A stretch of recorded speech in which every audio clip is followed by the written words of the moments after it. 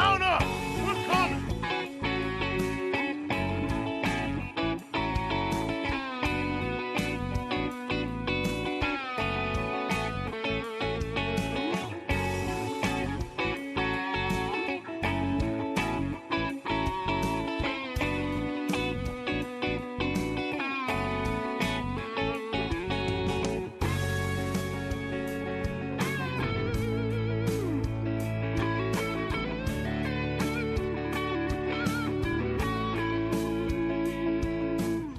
Hey everybody, welcome to another episode of Purple Insider. Matthew Coller here, and a lot to discuss. The show is always presented by FanDuel. JJ McCarthy's game against the Dallas Cowboys, the Vikings improving to 6-8. They had to face the New York Giants on the road next week. We've got a major injury that the Vikings will be without Jonathan Greenard for the next 3 games, and I had a chance today to go through all of the All-22 tape. I've got a bunch of takeaways, a bunch of thoughts, but here's what I would like from you guys in the comment section is to fill in the blank here. Bottom line about JJ McCarthy's last 2 games is blank. So if you want to fill it in the comment section, bottom line, blank. Like, what is the bottom line of JJ McCarthy's last 2 starts and the way that he's performed against Washington? Are you looking at it as serious progress, mild progress? Your bottom line is that you're still tentative, but you're excited. Bottom line, he's the GOAT. Bottom line, what is it? Probably that last one might be a little on the aggressive side, but how are you viewing it in a sentence, essentially?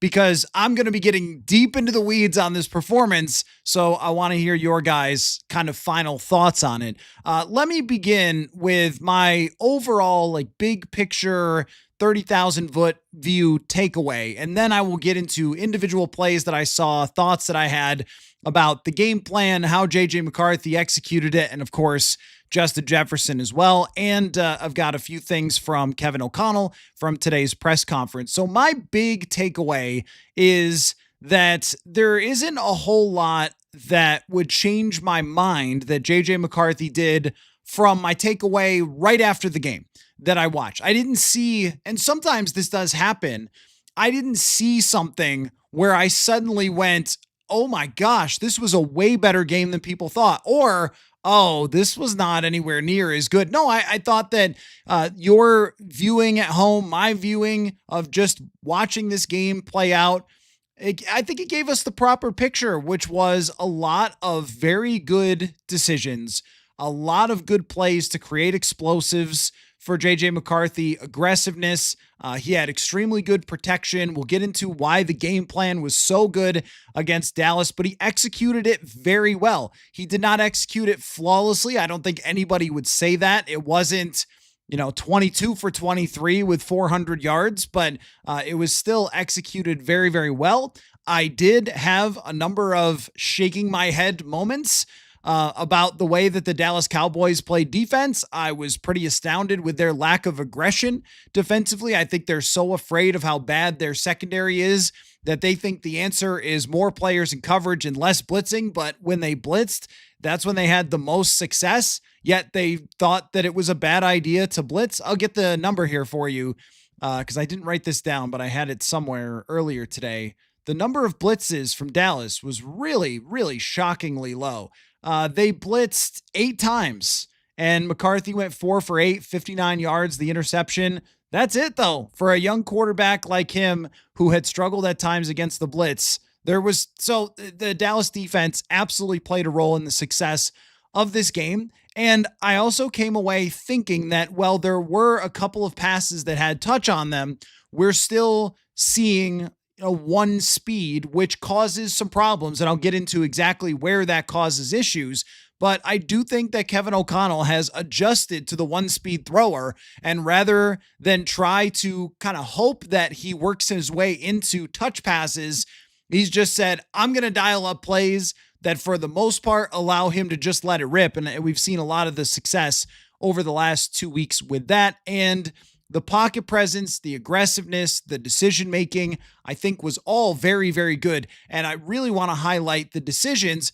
KOC laid out the decisions pretty straightforwardly for him in this game. There were a lot of play actions, a lot of bootlegs where maybe there is only one option or two options on the play, but not throwing the ball away to the other team, not sort of wildly flinging it anywhere, and not trying way too hard to make a play if one wasn't there, which I think has been an issue for JJ McCarthy, where we've seen him in other games try to play hero, try to force that ball into places that it didn't need to go. And he did have one instance of this, but for the most part, he was not trying to play hero in this game. He had some excellent checkdowns, which I know Kevin O'Connell has praised every time he's done it so far this year. But the big picture kind of grade for this game was, I think he had a lot of really, really high moments and very few, very low moments in this game. So I think that it was progress, and I think it was overall a quality played football game where there was some stuff that was left on the table, in part because of something that can't be changed this year. It's probably going to have to be changed into the future. If you listen to Chris Collinsworth, I thought they did a great job of discussing the mechanics, and mechanics are very, very important to play quarterback. Now, they're not having all the same mechanics. Every quarterback is not something that you need. Lamar Jackson throws the ball different than Josh Allen, who throws the ball different than Patrick Mahomes, who throws the ball different than Justin Herbert, right?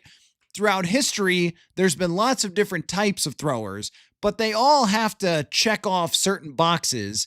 And they made the Josh Allen comparison last night on the broadcast with the leg whip and, always trying to throw the ball through a wall and then having to, over a couple of years, rework the amount of touch on the football.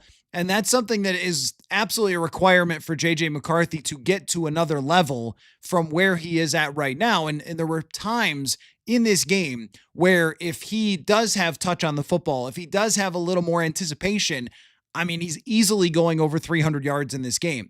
So let's get into the specific plays. I want to start out with the interception and what happened there. Kind of a good example of JJ McCarthy not making a bad decision. Now, this one did not work out because it popped up and then it bounced off someone, and then Quinnen Williams just found football into his hands. Not all interceptions are created equal. Some interceptions that McCarthy's had this year have been, hey, I'm going to make this late and very bad and over-aggressive decision. And they picked it off. That was definitely not the case with this interception. They sent a blitz from his right side, and the hot for that blitz was Justin Jefferson, who did a great job of settling down into a spot for McCarthy. I'm assuming that Jefferson has an option on the route to, and I don't know this, like what the play is, but it'd be sort of typical to, hey, if there's a blitz there, then this is where you're going to sit down or how you're going to handle it. And so he gets to his spot, he's there, and JJ's trying to throw him the ball. It just gets tipped up in the air. Now, there is something to JJ McCarthy in getting balls tipped, that he drops down when he throws. The arm is down here. It's not up over his head. And if you're Phillip Rivers at 6'5" or 6'6", and you throw it sidearm, well, that's going to be just fine for you. But if you are 6'2.5" or whatever JJ McCarthy technically is, that's not going to be as great, because that's where guys can get their hands up. It is a game of inches when it comes to getting the football over defenders. And that's one where he's got to release it a little bit higher, or just not at all if he wanted to dodge the guy and try to scramble or something. But he just kind of threw it right into his hands. He's got to find a way to get that ball up and over that defender into Justin Jefferson. I think if he had, it's like a 5-yard completion and everybody moves on and they start the football game. But that is something just mechanically of where O'Connell has said he wants him to stand tall into the pocket, and he wasn't. He was kind of doing the slide and the low throw, and that was why it got deflected there. It might have no matter what, because the guy was free running, it was right in his face, but that's just something that has been sort of discussed a lot, and it was I think a factor on that play, but it was bad luck that it turned into an interception. It was just purely bad luck. That ball normally 90 times out of 100, it pops up and it hits the ground. That's why fat guy interceptions are great, because they're so rare. And I think that the decision was exactly what it was supposed to be. And maybe it needed to come slightly faster. or the ball needed to get out faster. That's another thing, is that when you wind up and you have this kind of slide and the ball comes back down, you're just not getting as much of the ball coming out quick. And you saw it with Carson Wentz sometimes, where he'd get it and then it would just be like out. He wouldn't do a full windup. It would just be, I'm just pushing that ball to my receiver. It's probably what he needed to do there. But I didn't dislike where he was headed with the football. That was actually a good read from him. The game plan overall looked a lot like some Gary Kubiak stuff. There was big personnel, a ton, and I'm always going to be in favor of that. I think it works. I just have always been a believer in getting those big guys on the field. 34 snaps for Josh Oliver, 16 for CJ Ham. They used Ben Sims 9 different times in this game, and they had 4 tight ends active. I mean, they were ready to go out there and use the big dudes in this game, and it really, really worked with play action. So they went 6 for 7 for 87 yards on play action.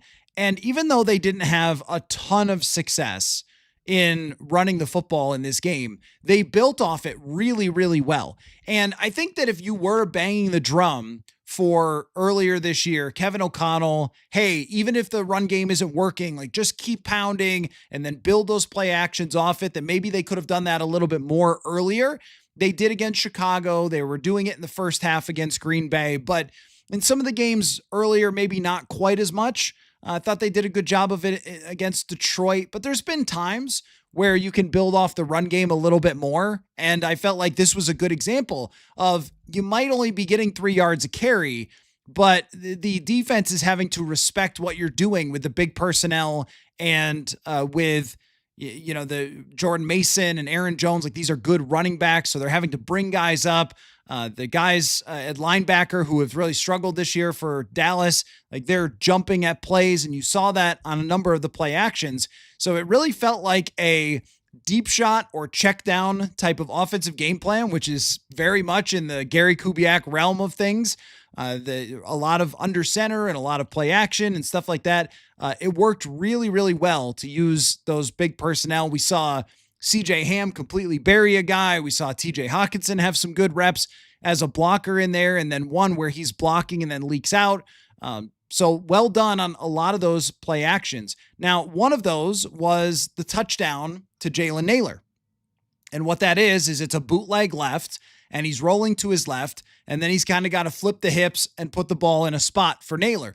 Now, if you freeze the tape when he gets ready to release the football, Deron Bland is in good position to go get that ball. And there's no other receiver that JJ can really throw it to. So he could scramble and go out of bounds for a couple yards, or he could just take a shot at it. And this is where, with JJ McCarthy, his personality can be off-putting to some people. I saw Chris Carter talk about that a little bit.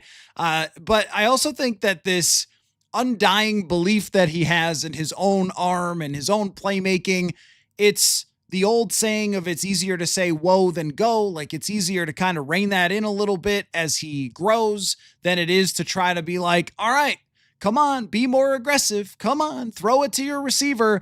And that's a good example of it, because he could have said, the corner's got position and I'm just going to run out of bounds.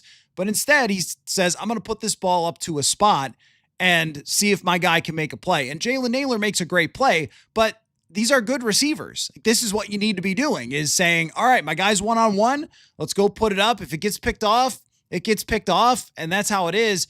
It's not a perfect ball location probably, but Nailor is able to undercut it and makes the play. Maybe ideally you're kind of putting it a little farther to the back corner of the end zone, but it's hard to complain about that one. And that's just a good example of building a play action throw from McCarthy to push it down the field where he's very comfortable doing that, and to do it in a way where he has essentially just one look.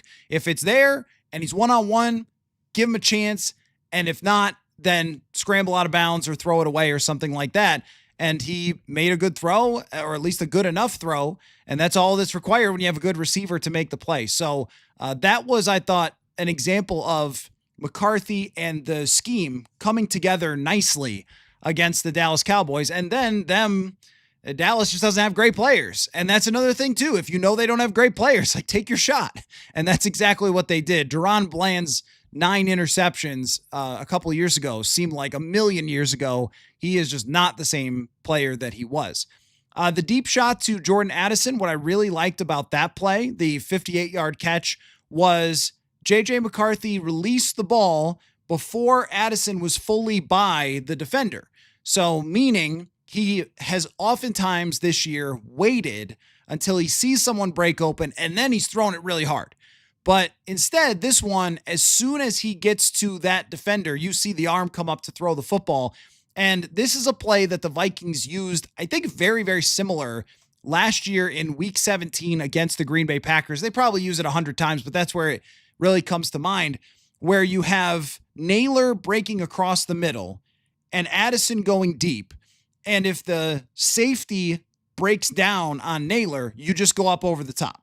And if he goes back, then you hit Naylor. Like, this is a concept the Vikings use all the time. One guy running a go, another guy breaking off that into the middle. You put a defender in conflict, and he sees it and throws it, and it's ever so slightly behind him. But, I mean, it's enough to make the completion and get them into a position where they can easily score a touchdown. I don't think you want to nitpick away of, if he throws it 2 more yards in the air, then he catches it and walks in. Like, you're looking for a completion there. That's a good throw. That's a really good throw from him. It had arc on it. He dropped it mostly in the bucket there. But it was the decision to me again, and the timing of the play that worked out really, really well, because Addison, and I don't actually understand what happened. This is another example of, okay, Dallas though, what was that? Because I don't really understand what Dallas's corner is doing. It seemed like he was, maybe this is just Jordan Addison roasted him, but it seemed like he was sitting on something or thought he was supposed to be on an underneath route. And then he just stood there and Addison ran right by him. Maybe he thought he had safety help. Maybe he thought it was a cover 2. I don't know. But it was very helpful. There's a few things in this game that Dallas is very helpful. So we can't discount that element of it. The Dallas's defense was very poor, and they helped on that. But you don't get the chance unless you time it out well, throw an accurate ball, and it was a good job by McCarthy there. There's a screen pass, and this is an example of Kevin O'Connell really having a good game plan for JJ McCarthy and having some great details. So there's a screen pass to Aaron Jones that goes for 18 yards. Now, this is like, depending on how you do explosive plays, like if you cut it off at 15 or 20, but call it 15, this is an explosive play that requires nothing from the quarterback. This is a good design. Where last week they ran a pop pass to Jalen Naylor where he comes behind the line of scrimmage, McCarthy catches it, flips it over to him, and then he runs for a first down or whatever it was, 8 yards, I don't remember. This time they fake it. And you see all the Cowboys defenders flow that way because they think, there's that pop pass that they want to use. And then Aaron Jones goes out the other direction. There's nobody around. The defender has already come too far to the other side. They wall him off, and you end up with an 18-yard gain. It's just an example of a very well-designed play that gets you going with no real ask of the quarterback. And I think that was something that, they've been trying to do stuff like that throughout the season. But there's a little bit of me that's, hey, more of that. Like, more of, you don't have to ask your quarterback to do everything. Just for example, that's the only screen in the entire game. Like, it doesn't have to be that way. That doesn't have to be the only screen in the entire game. And McCarthy's screen pass percentage is quite a bit lower than some other quarterbacks in the league. And you think it should probably be about the highest of anyone in the league. And I know they don't have yak guys, but still, like, they have one of the best running backs at this. So that was just a really nicely designed play. Let's get into the Jefferson stuff, and I can bring you what Kevin O'Connell had to say about it today. So my thought on the Jefferson stuff is it's all very close. There were a few instances where it's close. One of them, Jefferson is one-on-one, and he doesn't burn his guy, but it's a ball that he often gets to, and he gets interfered with. Just very blatantly interfered with, no question about it, and it's not called. Okay, that would have looked like a great play if they had gotten an interference call. There is a deep overpass, which I know that O'Connell talked about, where it's just when you throw the ball as hard as JJ McCarthy does, because there's 2 plays that really stand out to me with this. When you throw the ball as hard as McCarthy does, for every pass. It gives your receivers no leeway whatsoever at all. And this was something that before the season, when I did a story with Kurt Warner, who's now been like a main character in Vikings land recently because of his critiques of their offense. But, when it comes to Kurt, he was one of the best throwers of the football in history, right? And we talked about this. He said that if you can throw a light football for your receivers, let's say you're a yard off here, a yard too deep there, a little bit too out in front of it, they can cut an angle. They can take an angle back. They can reach out and grab it with their fingertips.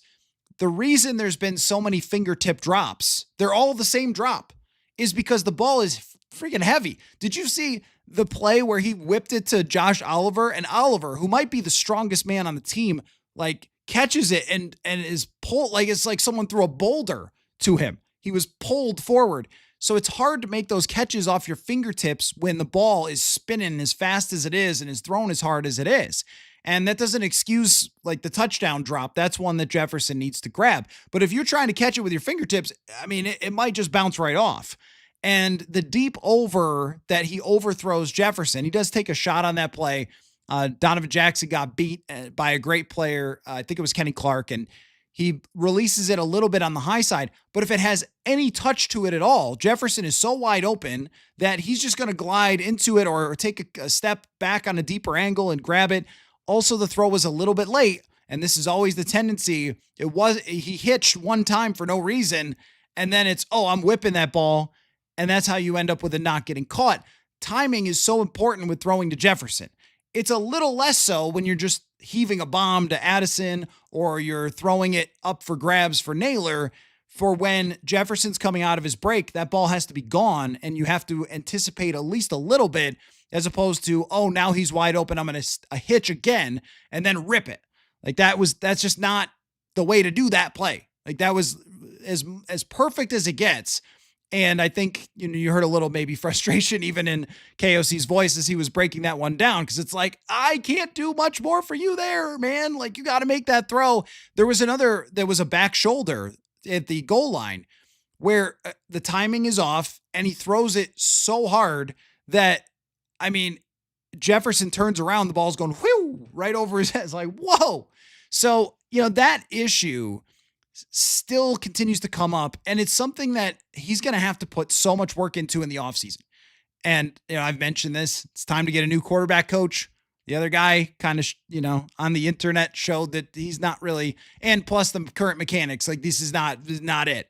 So I'm sure that he'll be changing QB coaches, but whoever he's going to be working with, that's the number one thing, is being able to put some touch on that football. That's why when you were talking about like, KOC needed to tell him to stop doing mechanics, just go out there and play football. It sounds great, but it's actually bogus, because you need your quarterback to execute some of these things at a high enough level to get these completions. And it's against the Cowboys, so they win anyway, but those are plays that you can't leave out there.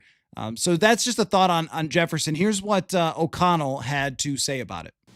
Just what's been the challenge this year of trying to get Justin the ball and trying to balance like the way coverage is playing him, but also just wanting to get him as involved as he and everybody probably expects? Yeah, I think, there's, I'm not sure the number 51 maybe plays, and 27 of those are rushing attempts, and you're trying to activate some things. And those plays, just when you don't have the normal volume of plays, and now we had a really good yards per play last night and had some chunks and some explosives, but a lot of those came, at the, with how they were playing. And we can, I did think we had some good ops. We talked about Justin in the end zone there. We had him against man-to-man on a kind of a deep crossing route. Another time that you'd like to see those.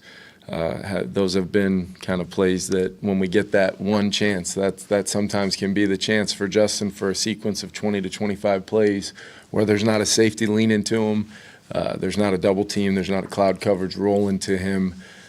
So when those aren't when you're 2nd and 10 after those plays, it does feel a little bit more significant than just a standard get back on track play.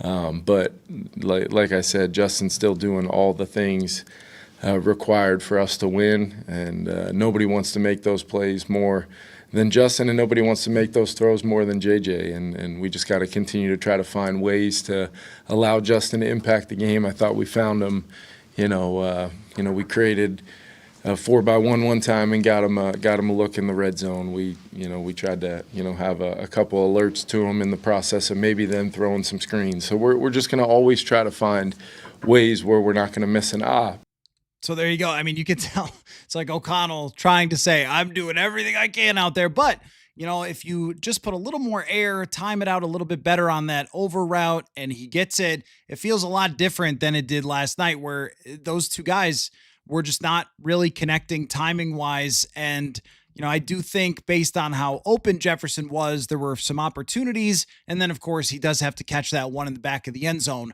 which did not have to be thrown that hard. It's like there's let me stop and get to some of your questions, and then I'll continue with the rest of my notes. But as of right now, there's just not a lot you could do about that. It's like something that he's going to have to fix when it goes into the offseason. But it is a cause of some of the problems with getting on the same page with Justin Jefferson overall. And with other receivers, you can sort of say, all right, he's good at throwing route X, so let's do that with this guy or that guy. Jefferson, you have to do very specific things to get him open when the coverage is always going his way. So let me get to some of your questions. I've got some more notes, but I don't want to leave you guys hanging with your thoughts and questions and answers. Let's see. Phenom says Speedy doesn't have a problem catching the footballs. I mean, how many catches does Jalen Naylor actually have this year? It's not that many.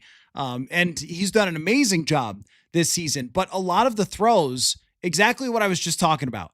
Are we suggesting that he's better than Jefferson? Cause that's crazy. I think there has been some people who have wanted to just blame Jefferson for this. And there's a couple of catchable balls this year that he could have brought in that he didn't. That I would agree with, including the one in the end zone, but it's not Jefferson's fault.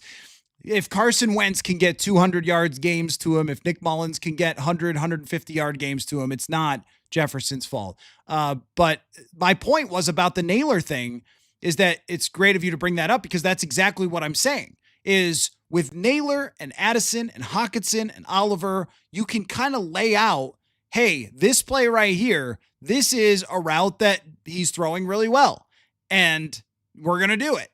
You can't do that with Jefferson. It has to be, this is what is required to get him open against NFL defenses that are focused on him.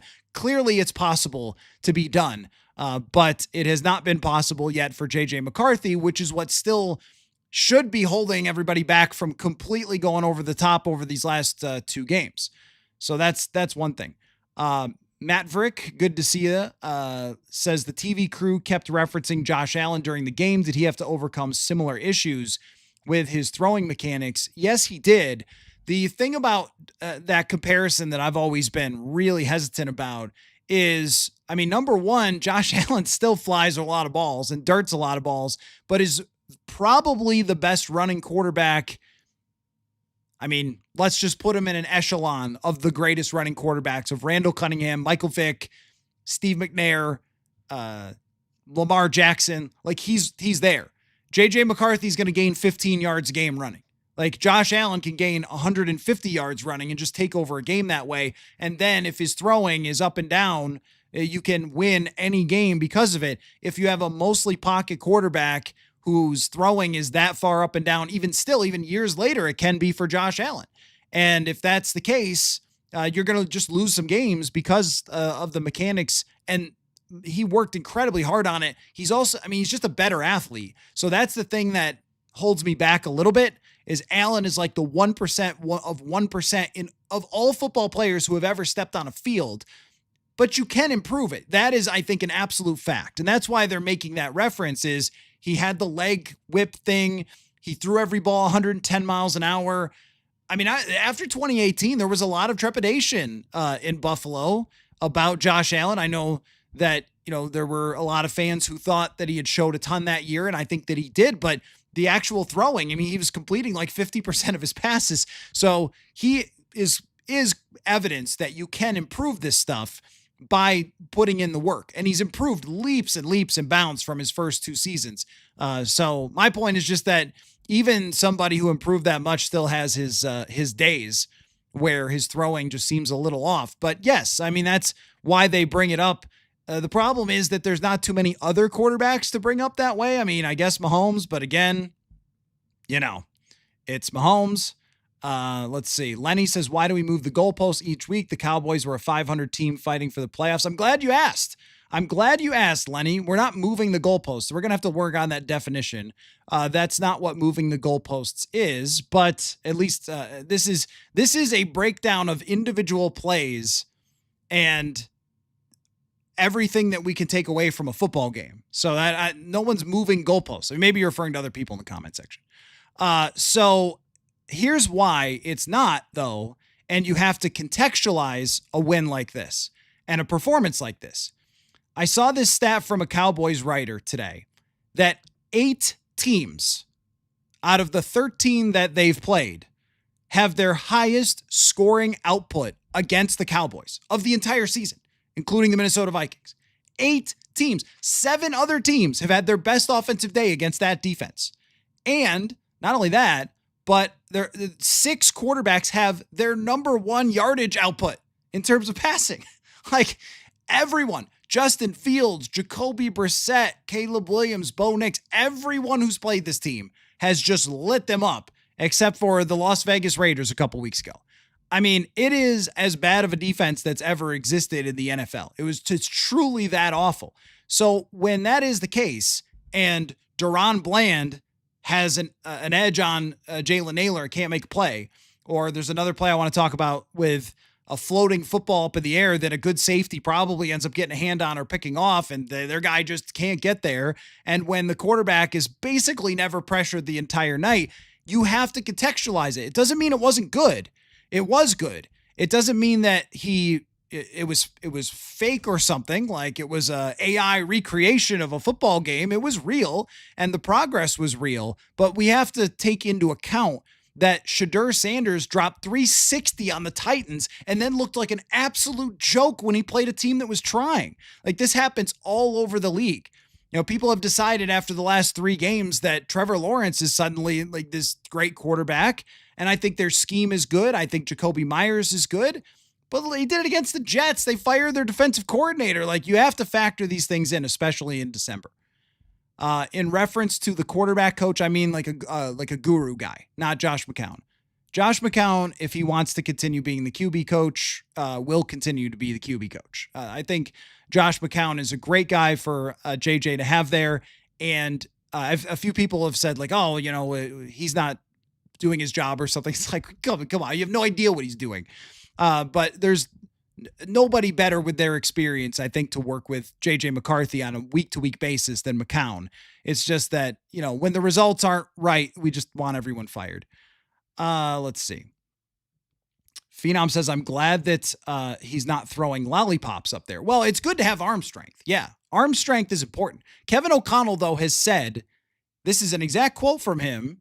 You can go find it. He has said, when you're ranking things about a quarterback that you like, actual ability to throw the ball fast is not one of the top things that he talks about. It has to be a requisite thing, and you certainly benefit when Darnold can do it or Matthew Stafford can do it, but there's a lot of successful quarterbacks who don't have the strongest arms of all time. Brock Purdy, is still out there playing good football, and he's not anywhere close in terms of velocity. I agree with you that, yeah, if it was Nick Mullins' arm, this would be pretty hard. But, actually just like whipping the ball in there is great under certain circumstances. And I saw another comment that he throws it like Favre. I don't think he throws it like Favre at all. I mean, I think that there are throws that travel through the air, yes, that are like Favre-esque in the sheer velocity. And that's what he was famous for, breaking receivers' fingers and stuff like that. But if you go back and watch a Favre game, I know a lot of you saw a lot of Brett Favre. There are throws where he has to fire it into a couple of defenders and he lets it loose. And you know that. That's the typical Favre. There's a lot of touch passes in there. There's a lot of, where he would get on the back foot and just kind of flip it up like sidearm, let his receiver run underneath it. Those little screens he used to run, a little touch to him. He had come on, you can't. Favre had everything in terms of arm talent. Absolutely every single throw in the bag all over the field. This is one throw, but he needs to perfect the other ones, or you're going to have misses like you did even last night when it was, overall a really good game. Lenny McCarthy had an elite PFF grade. He absolutely did, and he deserved it. Big time throws are going to push that needle, and he had several excellent ones. I mean, the throw to Addison is an excellent throw. The one to TJ Hockenson, which I wanted to talk about as well, is in my notes, where that is Hockenson is getting to the defender and he gets right into that space and he lets it. You want to talk about a Favre throw? Like that is a Favre classic velocity, let it rip into the seam. That is a advantage throw for JJ McCarthy. And that's my point about how you can dial up some of those throws for these other receivers. That's a great pass. It's just step back, woof, let that thing go. And hits him and knocks him over like a lot of these throws have been doing to the receivers this year. But that's where you can use that. It's better to have a guy who can throw it really hard. So, I mean, I agree. You don't want lollipop throwers, but when it works, it really works. And that's a good example of that. And he was deserving of a very, very good PFF grade in that game. I would, totally agree with that. Derek says Chris Carter can't get over the Michigan thing. I don't know. I don't know Chris Carter or what he's thinking. Here's what I would guess Chris Carter is that his thought, and it's only a guess because I don't know him and I have not asked him about this personally, but I would guess that 250 yards and a win over a mediocre football team and the worst defense in the league to go to 6-8 just doesn't impress a Hall of Famer. And he's in his comments, he said, like, we're going to set a standard, or is this the standard that we have? And it's like, well, you can only work with what you got for last night and evaluate last night's game, which was definitely progress. But I mean, I don't blame a Hall of Famer who every single year went into the season thinking our passing offense is going to be the best in the NFL with, whether it's him and Jake Reed or three deep, for saying, 250 yards, congratulations. Why don't you raise a banner? Like that's OG stuff for sure. It's OG stuff. I don't know if it has to do with Michigan and Ohio State, but that's like, old school football player kind of stuff. And I don't think that, I've talked to you guys about this a little bit before with like the gritty thing into the end zone. I have that in my notes as well. And here's what I liked about it when I initially saw it was, hey, the kid having fun is good, right? Like it's been a hard year. It's been a really hard year. And one thing that is tough, and I remember worrying about this when Caleb Williams came out, but he hasn't faced a lot of adversity this year, is how does he deal with adversity? How do you deal with losing? How do you deal with challenges? And maybe Caleb Williams has moved on from that and he's grown up and all that sort of stuff, or maybe this year has kind of had everything go right for him. But last year, we saw, I think Caleb Williams get really down on himself and, flopping around on the sideline, that kind of thing. And you would rather have too much of that arrogance or that cockiness from a young quarterback. I also think that if your coach tells you not to do it, you need to not do it. I mean, you can't, because that's a little bit of a fine line. Like, yeah, sure, it's just a fun thing. And, the Vikings put out on Twitter, their graphic was him, doing that. So it's exciting. The fans like it. I liked the confidence of it, of like, yeah, this kid's still out there, like having fun playing football, even though he's kind of taking a lot of licks. But if your coach told you not to do it, you need to not do it. Because if you start applying that to other stuff, meaning if you start to say, well, KOC said to throw this play, but I threw this anyway. That's Favre stuff, but Favre went to the Hall of Fame. So most of the time, I think you need to follow along with what your coach said, but it's kind of 22-year-old stuff. Most of it is. And I feel like I'm at a point as in terms of my age where if I start making fun of a kid for calling himself 9 or whatever, I'm going to feel very old, because when I was growing up watching football, I loved all that stuff. I loved Deion Sanders. I loved players with style. I loved players with cockiness. I, enjoyed the popcorn bit or the Joe Horn on the cell phone thing. Like I liked all that stuff. So, I wouldn't want to rob anybody else from enjoying someone's personality, even if it's a little bit much for right now. But that to me is young guy stuff. I do agree with O'Connell though, when he said like, hey, you gotta like make sure you're not too amped up when it comes to the 9 stuff. I think that's a fair point. That's definitely a fair point, that you want to make sure that you're not like over the top amped and then you're making, bad throws. Let me talk a little bit about, and I'll get back to your comments in just a second. TJ Hawkinson. One thing I know that comment sections love is the word washed. People love it. They love to say it. It must feel really good. It's sort of like diva and washed. There must be some dopamine hit that people get when they type them in and hit comment, but it's not very accurate most of the time. And I think it was very clear early in the season that TJ Hawkinson is a product of what's going on with the quarterback position. And they've found him in the last couple weeks in a couple of really good ways. That seam pass is fantastic. It's a tough catch. And then the throw later where McCarthy tries to put air under it, but actually puts a little too much, but Hawkinson still goes back, and reaches up and makes a great catch on it. It's just a fantastic ball ball tracking example for Hawkinson, because I think he believes that the ball is supposed to be led to space out in front of him, maybe to his left, flatten him out a little bit. And then it's like, oh, that's not going there. And he has to go back and make a play. He still has really good hands. He catches a lot of stuff that goes his way. He's moving out there, I think, pretty well. He's blocking his butt off. He made a great block on that Aaron Jones screen. TJ Hawkinson is still a good player. He's not going anywhere. I mean, looking at his contract, I think they'll probably have to restructure it, but they would be, I think, making a mistake to judge off kind of box score stats rather than what TJ Hawkinson can actually still do. Let's see. Hunter says, I feel relieved seeing proper play from the quarterback position. Yeah, I mean, that's the thing about the bigger overall takeaway from this game. And I'll give you what O'Connell had to say about this. Did I already do that? If I did, I'm sorry. I thought I just played the Jefferson thing, right?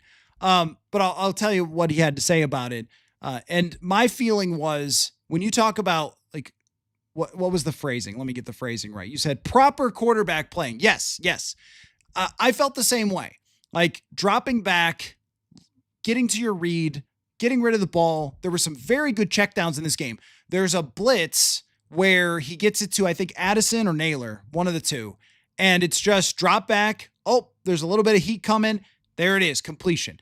There's another one to Aaron Jones. There it is, completion. And again, what you're seeing is Kevin O'Connell coaching points come to life. And that's why I always hesitate when people say, oh, he was overcoaching him. I'm like, well, but isn't he? I thought he was. Isn't that an example of, okay, I don't know. But a throw like that on that blitz where it's just kind of like, oh, there's a blitz. I'm going to just get this 8 yards. That's proper quarterback play. And there was a lot more of it in this game. There's a lot more of it the last 2 weeks. And it feels like he has settled himself a little bit when it comes to that. And it helps that, the defenses have not been very effective. We don't say fat for guys that are 320 pounds. We do.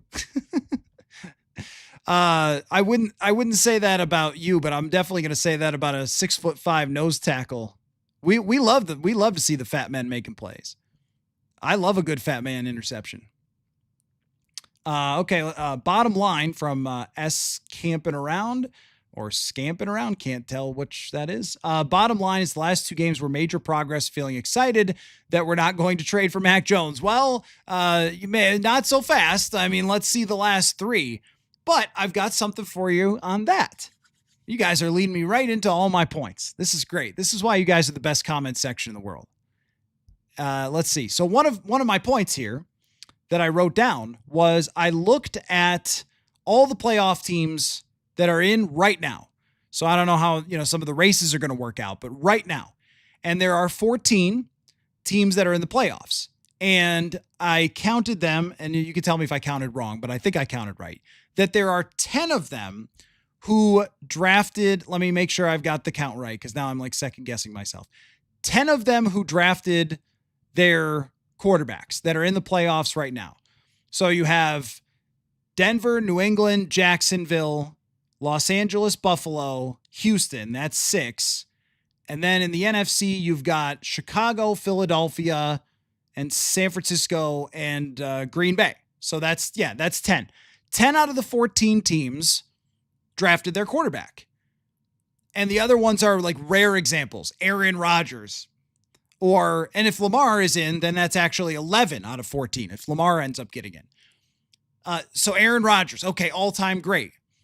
Sam Darnold, top 3 overall pick. Baker Mayfield, number 1 overall pick. Stafford and Goff are traded for each other. Those are number 1 overall picks. I don't know that it's an effective model to trade for Mac Jones because you didn't like what you saw in the first year. Now, here's the addition to that. Bryce Young, if he gets in, that would make it 12, by the way. Here's the, that Panthers game, holy cow. But so here's another point, though, is that let's say that Bryce Young gets in and it's 12. More than half of those got someone fired at some point. Like, if we go through these teams that are in the playoffs, Chicago, someone fired, right? Up to the AFC, Patriots, Jaguars, Texans.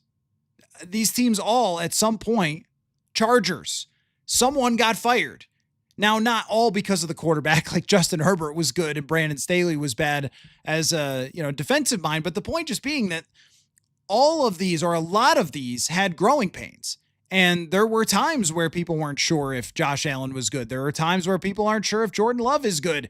And there was talk of LaFleur being on the hot seat earlier this year. Like, it's a thing that happens, is quarterbacks that are drafted and developed.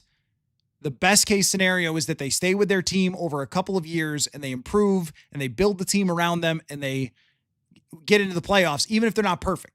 Like Philadelphia, Jalen Hurts is not perfect. It's brought up every single Sunday how not perfect he is. They won the Super Bowl last year.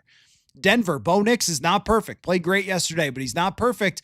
They're in the number 1 spot. I mean, so the model of drafting and going forward with that quarterback and pushing through the tough times is probably the right way to do it. So should they trade for Mac Jones? Probably not. Should they have someone, unless if McCarthy over the next few weeks regresses so hard that he throws 8 picks, 6 picks, 2 touchdowns, it's a mess. And it was like, oh, okay, those defenses were really that bad. All right, then you might have to do something. But if it's similar to this, if it's, hey, this game was 150 yards, this game was 250, over the next 3, and you end up with a sample size of him playing pretty flawed overall football in his first year, but with a decent number of highlight games, you have to go forward with him because getting Daniel Jones off an Achilles, unless Burrow's available, I mean, these are just not good ideas. Like whoever else is out there, they're not good ideas. Joe Flacco, are you bringing back Drew Brees? Like there are not good ideas out there. So I think that stat was pretty darn telling about just how to get there. Also, I did want to mention from the tape that the defense was fantastic on third down. Actually, it was brilliant on third down. And Harrison Smith was an artist. If you get a chance, if the game's rerunning on NFL Network or something, just look at 22. He's playing mind games with Dak Prescott. It's a great stat. Let me see here. Where was it? I thought I had this stat. Oh yeah, here it was. Prescott was pressured on 51% of his dropbacks, the most since 2022, and he was 9 for 19. And so much of that is just blitzing. So much of it is Harrison Smith deception. It was a masterpiece from him in that game. And wanted to mention as well that Jonathan Greenard is going to be out for the season. He's going to have surgery, and this will give Dallas Turner more opportunities to, over these last 3 games, show some more. I mean, he's just, again, when everyone is healthy, he just hasn't been the same player as when filling in for Jonathan Greenard. He's been much more effective as a guy who just lines up and rushes the passer. And, that might present them with an interesting problem, I guess, for next year of how do you figure out where he needs to be when one of the best players on your team plays the same position as him. So we'll get 3 more games of that. And I do want to say, Jonathan Greenard, I know that his sack numbers are not like last year. His pressure numbers are. His leadership off the charts. He is a tremendous teammate. And look, where this team was at, he could have gone on IR weeks ago and just said, all right, I'm out. Screw this. I'm just going to collect my paychecks. This guy fought through his injury, fought his butt off, played a hell of a game, 7 pressures, 2 sacks.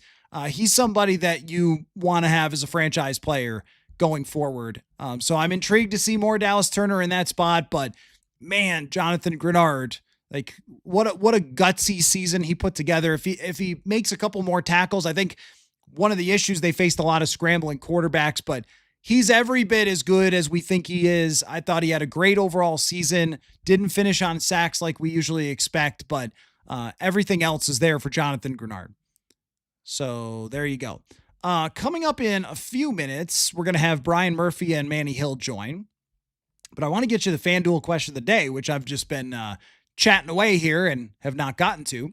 The FanDuel question of the day is, the Vikings open as 2.5-point favorites in New York. What needs to happen for a victory over the very poor Giants to be impressive to you? So what would need to impress you, or what would they need to do to impress you in New York where the Vikings are favored? All right, let me circle back here.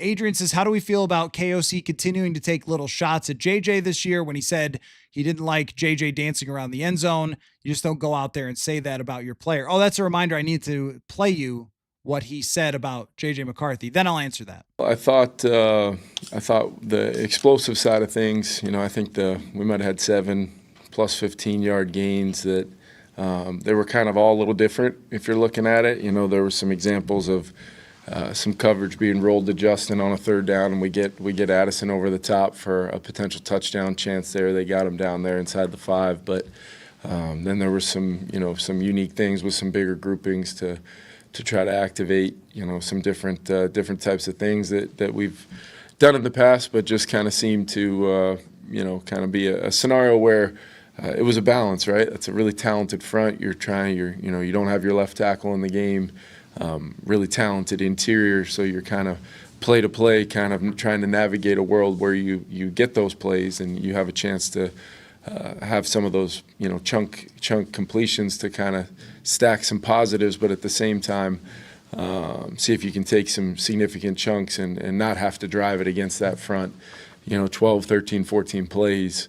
And that's what I thought we did well. I thought we ran it just well enough to kind of weather kind of the snap-to-snap storm and not have to, be totally, off balance one way or the other, run or pass. And then I thought there were some great examples of just decision making from JJ. Trying to activate some play passes down the field. He checks the ball down a couple times to Aaron Jones for gain of 8, gain of 5, just little things like that that allowed us to continue to kind of use some of those completions as extensions of our run game in a lot of ways, and doing it out of different groupings. Yeah, I think that KOC really hitting on it. That game was deep shots and checkdowns, and you can win a lot doing that. That's kind of what Jalen Hurts has done in the past.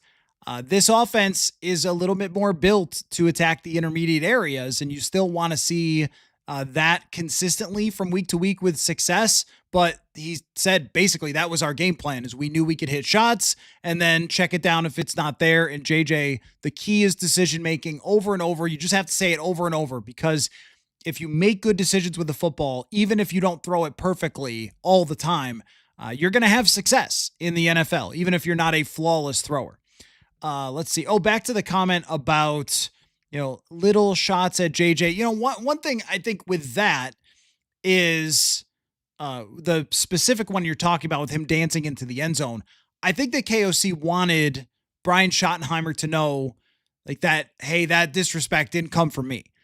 Because Brian Schottenheimer's done an amazing job. They had a player die this year, and their coaching has been, especially on the offensive side, really good from Schottenheimer, but his leadership has been even better of that franchise. And when we know, as last year, when your team goes through something like that, it's incredibly traumatic, and it takes great leadership to work through it with everybody dealing with the emotions of something so tragic.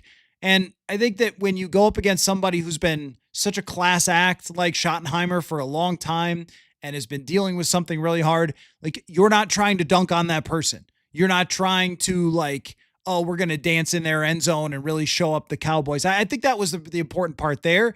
I also think that what Kevin O'Connell is a coach. And what coaches do is this is going to sound like incredibly silly, but stay with me. They coach. And with someone, how about that for insight, right? This is why you subscribe. He's a coach, and what coaches do is coach. But listen, what I mean is O'Connell is a very talkative person naturally and at the podium. And I think when he gets asked questions, what he wants to do is to give an answer that the fans will understand where he's coming from on certain things. And sometimes that could come across as shots at a player, but it's just coaching. Like when he's talking about all this stuff, we've been able to feel like we're in the QB room because of how insightful O'Connell's been about the coaching. It's not shots, it's coaching. And now that was, something that if your coach tells you not to dance into the end zone because he doesn't want to disrespect the other coach, you should not dance into the end zone, like period. But when we're talking about all this other stuff, like, hey, the 9 stuff is great, but you need to make sure that you're in control. That's not a shot at someone. That's just coaching. And I feel like this happens. Maybe this would be a generational thing a little bit of this idea that everybody's a hater. It's probably the worst vernacular that ever created is calling people haters. It's like, oh, KOC's out there. He's talking about mechanics. He's talking about how to win football games. It's not hating. If your kid plays on a hockey team, travel hockey team, and the coach is trying to teach them how to do something, they're not hating on you. They're not hating on your kid. They're trying to get them to improve their game. But I feel like this does happen a lot with youth sports where, coaches are seen as haters for trying to improve their game. But O'Connell, I think, really cares. This is something I know. I think he really cares about the fans understanding what's going on. He's said this before. He was asked about those sideline interviews, those useless coach interviews coming out of halftime. It's not with him. He'll give you something because I think he was a broadcaster for a bit. And I think he knows that it's a very passionate and engaged fan base.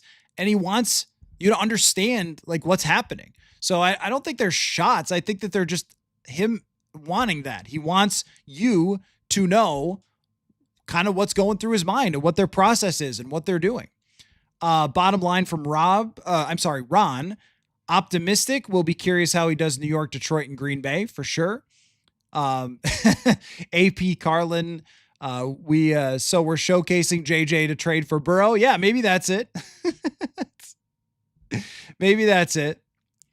I shot you 99. Sounds like 2022 Vikings defense secondary was so bad they just sat back in coverage. Yes, that's what it looked like, didn't it? That is exactly what it looked like. But yeah, I mean, a bunch of you are asking about that particular thing of him bringing up that he didn't want JJ to do that. I think that's all about Brian Schottenheimer. It's a guy that everybody has so much respect for, and you don't ever want it to come across for a guy who's been through what he's been through this year. Like, hey, we're just showing you up. I think that was the point. And that's maybe not something that the 22-year-old brain really thought about. He was kind of like, oh, I'm going to do it. It's going to be cool. We probably all did that stuff like that as kids, I'm guessing. Let's see. Crit 0022. The bottom line is JJ's progress is pretty good. Love the reference. Pretty good. Love that reference. That is I would say Curb is probably my favorite show of all time. That's good. I like that you brought that into the mix. Hang on here. We will, Melkill says, bottom line is skeptically intrigued. I like that. I like skeptically intrigued that the bottom line coming out of Green Bay was like, and now it's, oh, okay. All right. But I think that's exactly the right way to put it, because if your bottom line is here comes the Super Bowl, I mean, that would be a little bit too much. Hunter says bottom line is they were good, but he's got to do it against better teams. Tim, tentatively optimistic. You guys are good with the thesaurus here today. That's good. Dance is making tremendous progress. I would say that's true over the last 2 weeks, that it's certainly been progress. Tremendous might be a little bit aggressive for me, but certainly progress. That's what I mean. When we're factoring the defense, we can't just say it doesn't matter at all. That's kind of the point. It does matter. What happened to Greenard? Greenard was already dealing with a shoulder injury, and when he grabbed Dak Prescott, it aggravated it, and they just decided, like, look, there's 3 games left. You're not in the playoffs. You're eliminated, so why don't you just have surgery? Because if you hurt yourself more trying to play through it, then it could affect next year. Let's see. Mr. Mayer says, to be fair, the quarterback is different than a wide receiver or a defensive player. The quarterback represents the franchise and everything they do, and for KOC, the quarterback is an extension of him. Steven says, I agree. O'Connell has been picking shots at McCarthy all year because he's coaching the classroom and not on the podium. I'm not sure fully exactly what you mean there, but I'm telling you, he's not taking shots. He's not taking shots at him. He's giving you explanations. And here's the thing, right? We ask a million questions about the quarterback. If we asked questions every single week about Donovan Jackson, what'd you think of his game?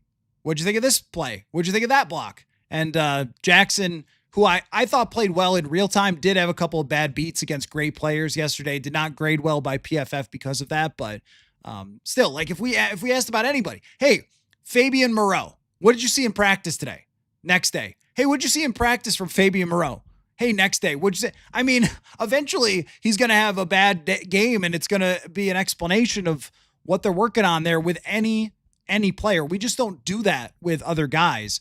And I think that comes along with critiques, and it comes along with also just an honest assessment of what they're looking at. I think that that's really it for JJ McCarthy and what Kevin O'Connell's talking about. So Jim says, my thoughts were KOC was telling JJ that he's not earned the right to dance yet. I don't know about that. Yeah, I don't know about that. I just took it as you don't want to be disrespecting that other coach, but it could be. That could be. I heard people say that. Phenom says the swagger just comes out. Now, in this case, that wasn't the case. It wasn't just like natural. This was McCarthy kind of bragging to the media after the game that he ignored his coaching point. So it wasn't just like a natural swagger thing. It was kind of I'm going to do this anyway. And I don't love that. Don't really love that. Tyson says KOC makes adjustments week 12 or 13. See, this is the point about using the Dallas defense and contextualizing it. These adjustments were made weeks ago.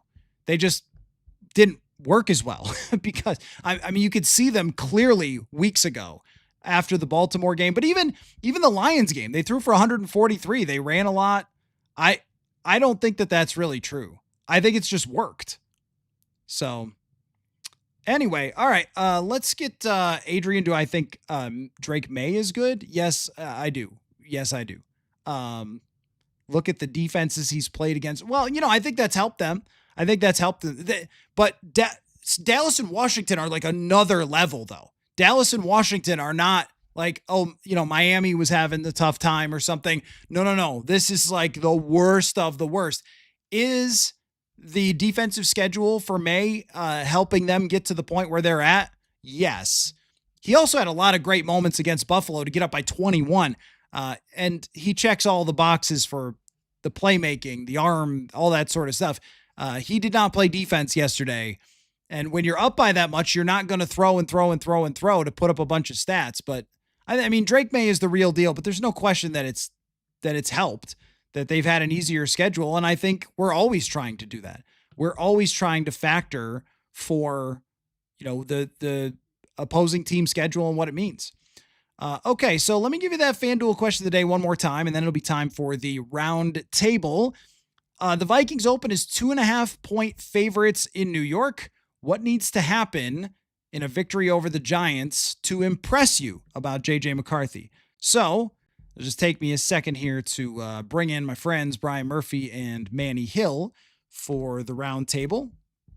And then we will have a very fun discussion. Murph was in Dallas yesterday, and so he has a hardcore breakdown of the all-22 that he saw from the stands. Murph, what's going on, man? What's all 22 again? Is that what the bill was? I wasn't just there yesterday. I got there Friday, and I just landed about maybe 45 minutes ago. So a little bit hot, a little foggy, but it was an enjoyable experience, and I kind of like what I saw on the field, what I saw of it. Okay, it sounds like you've got a story to tell there, so we'll get to that in a bit. Manny Hill, how are you this evening, my friend? I am quite well. I did not attend the game in Dallas. I watched it from the confines of my couch. Oh well, so we'll get to that story in a little bit from Murph. But how about we just begin with this, Murph? JJ McCarthy's performance, what we were just discussing as you guys popped in here, of how to contextualize it, because let me give the stat again. It's really worth saying multiple times that 8 different teams this year have had their best offensive game against the Dallas Cowboys. They've only played 13 different teams, and 8 of them have had their singular best game in terms of scoring. This is a team that gave up 400 passing yards to Russell Wilson, but I also don't think that we can just ignore the clear progress that JJ McCarthy made. So how do you factor those two things together? And now Murph is muted. You all right, Murph? Sorry, I didn't unmute. I really don't care who he's playing. I don't care the defenses. I don't care how bad they are. I don't care how vulnerable they are. All it matters is, what is he doing? Is he doing his job? Is he progressing? Is he looking more professional doing it? Do you feel better about it? Are the numbers ticking up? Are the passes looking better? Are the reads looking sharper? Are the moments of being overwhelmed fewer and fewer, but from far between? Yeah, we can nitpick the defenses he's played or the defenses he's been terrible against. Doesn't matter anymore. They're not going to the playoffs.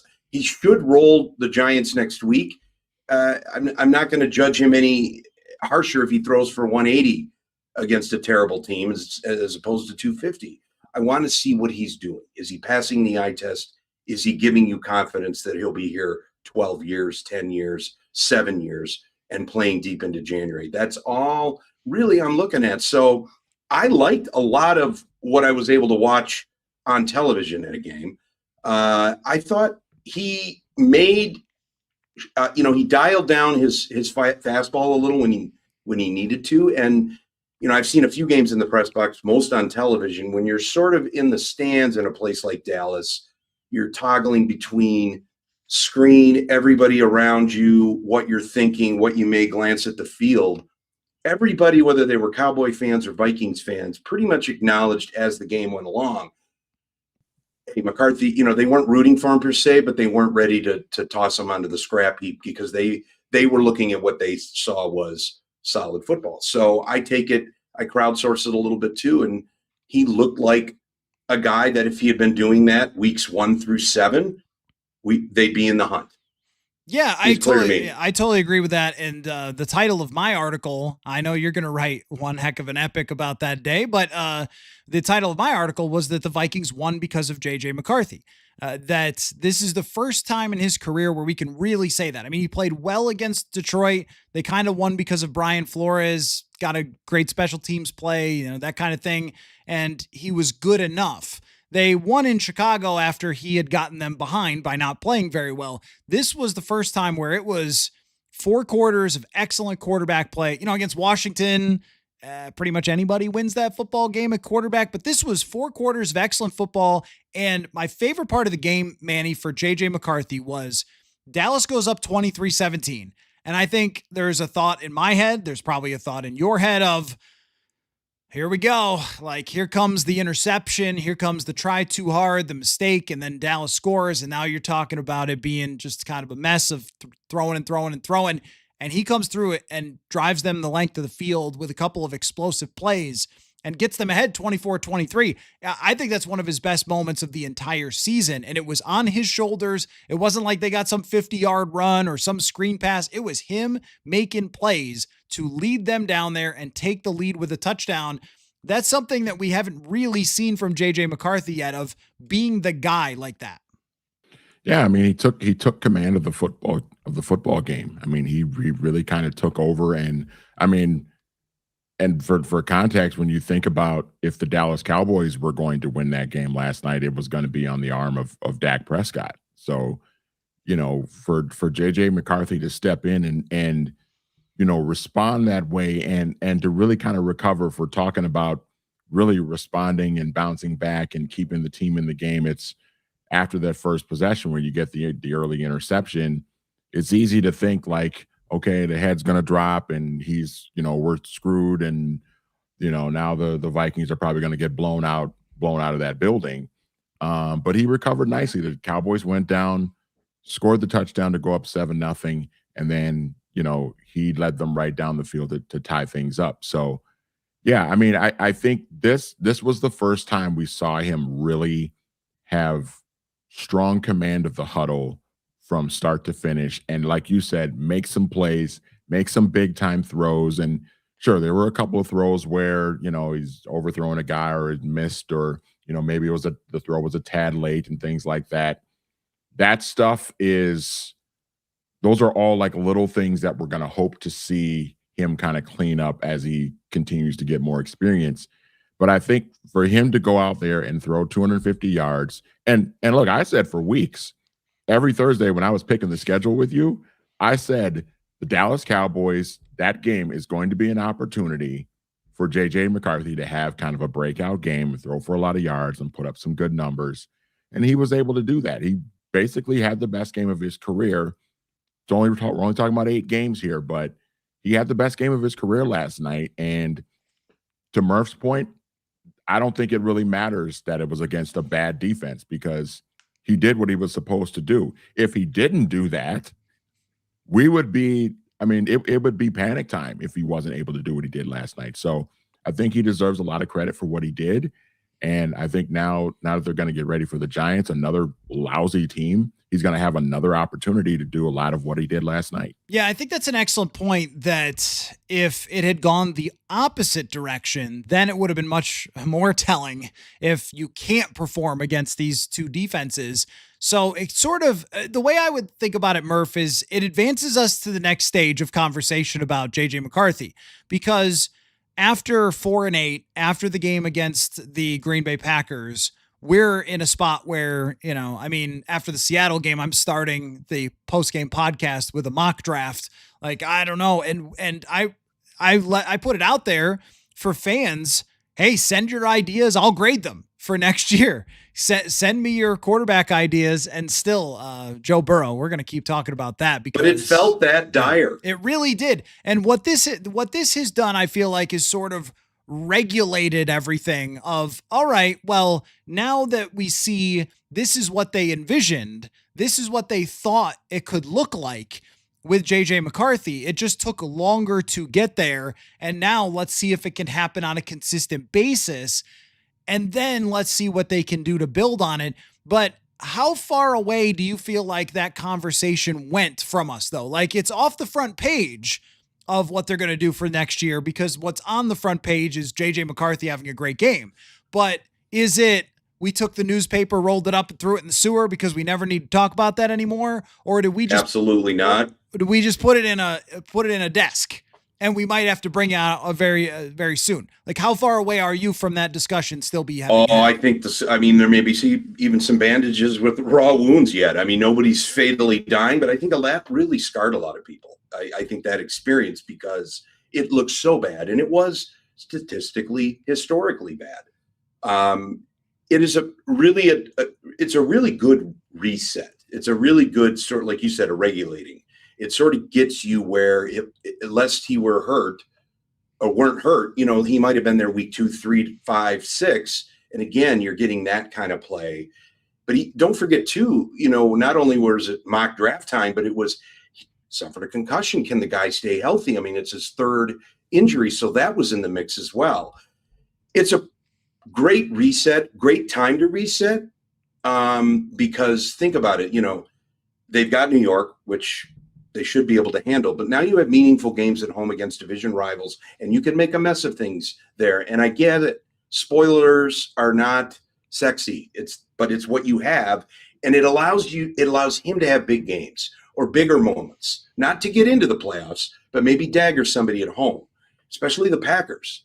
That would give him a lot of street cred if he could play really well at home and shove the Packers out of the postseason. I mean, he would, he'd be a hit at all the bars. But point being, you can't. But the sad part about that is you can't reset your season with 8 losses.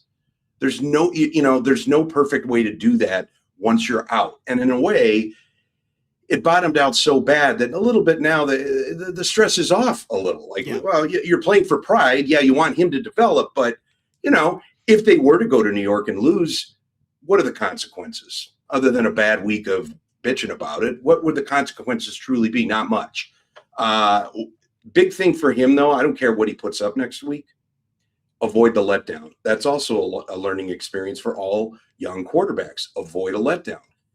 Everybody on the planet is going to pick the Vikings to beat the Giants. Something weird could happen. It's the Meadowlands, weather, weirdness. Avoid that. Doesn't matter if you throw for 250, 300. Just avoid that. Chalk up another win. And then tee up those last 2 home games, which should be at least entertaining and compelling to watch. So is it still on your mind, Manny, what they're going to do for next year? A little bit still, but not nearly as concerned as I was, 2 weeks ago after the Packers game. Because, after that game happened, it was, you're kind of like, where is this going? And are they kind of stuck? Because, there's not really a lot of great options for, the quarterback position to go in. And I mean, yeah, I talked about, Mac Jones a couple of weeks ago, but really, I mean, what is that really going to do for a team that is going to really be looking to have a bounce back year? And, they're going to need to make the playoffs next year, I think, really, when you factor in just how much of a letdown this season as a whole has been. They got to get back to the playoffs. So, I think seeing him play much better these last 2 games, and again, yeah, the context matters considering who he was going up against, but seeing him perform like this against bad defenses lets us know that he is capable of doing this. I think the biggest thing is just he's going to have to continue to do it. And again, like I said, he's going to have another chance to do this again against the New York Giants to even sort of stave off even more concern going into next year as far as the position is concerned. So there's going to be opportunities here for him to just kind of continue this and build in more momentum going into next year. And if he can continue to put together more good, strong performances these last 3 games, I think it's going to have a lot of people feeling really good about his progress and his growth. And that's going to bode well, I think, for everybody's confidence going into next year. So I don't know if you guys were backstage yet when I gave the stat about the playoffs. Just added up who's in the postseason this year and how many of these teams are doing it with quarterbacks that they drafted, and some of which they have paid these guys and some of which they have not, and they're on the rookie deals. And the answer was, as of right now, it's 10. It could go as high as 12 out of 14 teams if Lamar Jackson makes it and if Bryce Young and wow, Panthers can't get over how they lost that game. But, the point just being that most of the teams in the playoffs have done it with quarterbacks that they've drafted, some of which they've had to crawl over broken glass to get there, including like CJ Stroud and some of the ups and downs that he's gone through. Certainly Carolina in this mix with Bryce Young, where they had to bench him at one point last year. The New England Patriots fired the coach. The Jacksonville Jaguars have fired numerous coaches en route to getting here. Bo Nix last year had a game where he threw for 60 yards, and they've had to fight through some of his ups and downs. There's a lot of this where guys have gotten coaches fired or struggled. The Josh Allen, it took 3 years for him to really get there, but still it remains the best possible model to get yourself into the playoffs and be truly competitive. I mean, even when we look at these other quarterbacks who are not on teams that originally drafted them, what's the common thread here? Oh, it's Aaron Rodgers. He's one of the best ever. Oh, it's Sam Darnold, who's a number 3 overall pick. Oh, it's Baker Mayfield, who is a number 1 overall pick. It's Matthew Stafford, who is a number 1 overall pick. I mean, I don't know. There's probably not a legend available or a number one overall pick available. So what are you going to do? You going to bring Kirk Cousins here? Like, Murph, I am fully on board with, as long as this thing over these last 3 games doesn't regress so violently that you have to bring in somebody else. Sure, have someone who's competition adjacent, like have some veteran there that's better than Sam Howell, but this is the path that you chose, and he's shown enough for you to stay on that path. Yeah, and I don't think it could be understated too, like as far as the veteran goes, just somebody who's played, somebody that can, he can learn from through osmosis and sort of real world experiences. I mean, Max Brosmer is trying to be him. He's not going to take his job, but he's trying to, be a starter, and he's trying to figure it out himself. He's not going to be much of a mentor. So yeah, that would be helpful. But it just did seem like it backfired, clearing the decks for him totally.